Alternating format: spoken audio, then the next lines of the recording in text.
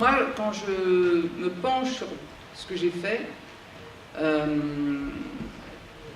déjà je me dis que j'ai beaucoup de chance. J'ai beaucoup de chance parce que être une femme, faire du cinéma, c'est pas si simple. Il faut quand même revenir là-dessus. Je me souviens dans 1995 avoir fait dans un magazine, on était plusieurs cinéastes, on disait voilà, les femmes et le cinéma, il y a 25% de femmes qui font des films maintenant.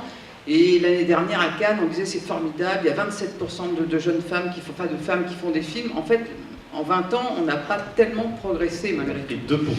Voilà.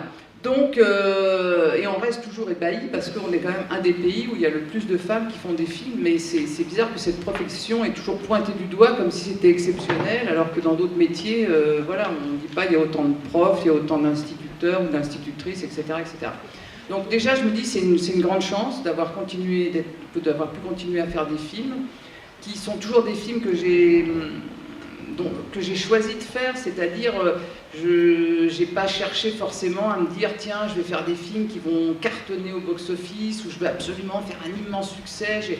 J'ai vraiment fait des choix de cœur, quoi, des choix de récits voilà, qui m'importaient, des choix de forme, des choix où des fois je me suis plantée, puis des fois j'ai fait des films plus obscurs, enfin, donc je me dis, oui, j'ai beaucoup de chance, c'est vraiment formidable, c'est aussi grâce, malgré tout, au système aussi français, puis aux rencontres que j'ai faites, que j'ai toujours, j'allais dire, été bien entourée aussi au niveau de mes producteurs, parce que le travail avec un producteur, c'est quand même très important, c'est le premier soutien, c'est le premier lien, c'est le premier regard. Voilà, j'ai beaucoup de tendresse pour la plupart des films parce que chaque film pour moi c'est, avant de voir le film terminé, c'est aussi une aventure, c'est l'aventure effectivement de la mise en écriture, c'est la page blanche parce que la plupart du temps je suis partie de récits que j'ai créés de toutes pièces, donc c'est la page blanche, c'est ce qu'on y met.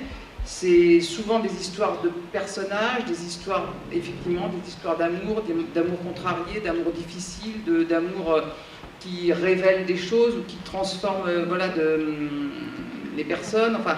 Voire même d'amour de soi. Même d'amour de soi, oui. Et donc voilà, effectivement, je prends quand même ça comme un bilan. J'ai envie de revoir certains films que j'ai pas vus depuis longtemps parce que je suis pas quelqu'un qui revoit ces films.